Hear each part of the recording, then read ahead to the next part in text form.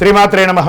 సద్గురు జ్యోతిష్యాలయం వారి యొక్క విశ్వావసునామ సంవత్సర 2025 మార్చి 29 నుండి మొదలు పెడితే మళ్ళీ 2026 మార్చి 28 వరకు వచ్చే ఈ తెలుగు నూతన సంవత్సరంలో వచ్చినటువంటి సంవత్సర రాశి ఫలితాలని మనం ఇప్పుడు తెలుసుకోబోతున్నాం. మకర రాశి వారు ఉత్తరాషాఢ నక్షత్రం 2, 3, 4 పాదములు, శ్రవణ నక్షత్రం మరియు ధనిష్ట 1, 2 పాదాలకు జన్మించిన మీరు మకర రాశి వారిగా పరిగణించబడుతున్నారు. ఈ విశ్వావసునామ సంవత్సర శుభాశుభ ఫలితాలు ఎలా ఉన్నాయి చూద్దాం.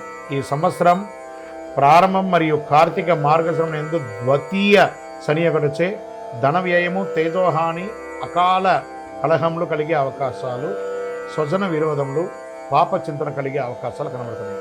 కానీ ఒక శుభం ఏమంటే 7.5 సంవత్సరాలుగా పడుతున్నటువంటి మీ యొక్క కష్టం తొలగి శని భగవానుడు స్థానం మారుతున్నాడు. కంప్లీట్గా 0.5% అనేది తొలగిపోతుంది మకర రాశి వారికి.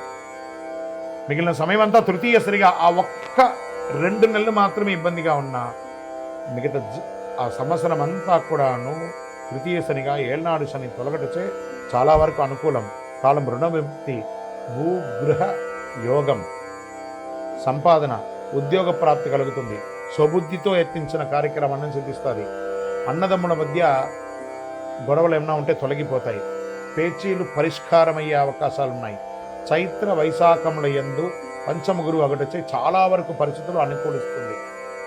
ప్రత్యేకించి విదేశాలకు వెళ్ళాలనుకున్న వాళ్ళకి, విదేశాల్లో ఉన్న వాళ్ళకి శుభవార్తలు వినే అవకాశాలు ఎక్కువ కనబడుతున్నాయి.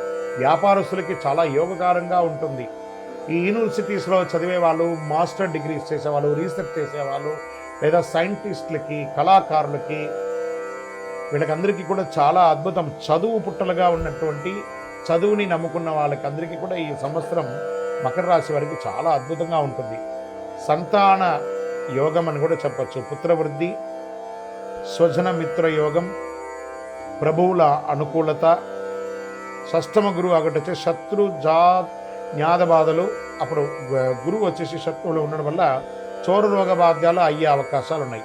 కార్తీక మార్గశిరమునందు సప్తమ గురువు మళ్ళీ మారుతున్నాడు. అయితే అనుకూల పరిస్థితులు వస్తాయి. చైత్ర వైశాఖమునందు తృతీయ రాహువు, భాగ్యకేతు ఒకటిచే తలచిన కార్యాలన్నీ నేడుతాయి. ఈ సంవత్సరము మకర రాశి వారికి ఒక రకంగా జాక్పాట్ అని కూడా చెప్పచ్చు. వ్యాపారస్తులకి డెడ్ స్టాక్స్ అన్ని క్లియర్ అయిపోయి యోగంగా ఉంటారు. ఉద్యోగస్తులు మీరు కోరుకున్న చోట భార్యాభర్తల మధ్య సఖ్యత లోపంగా ఉన్న వాళ్ళు సఖ్యత పొందారు. విడిపోయిన భార్యాభర్తలు కూడా కలుస్తారండి.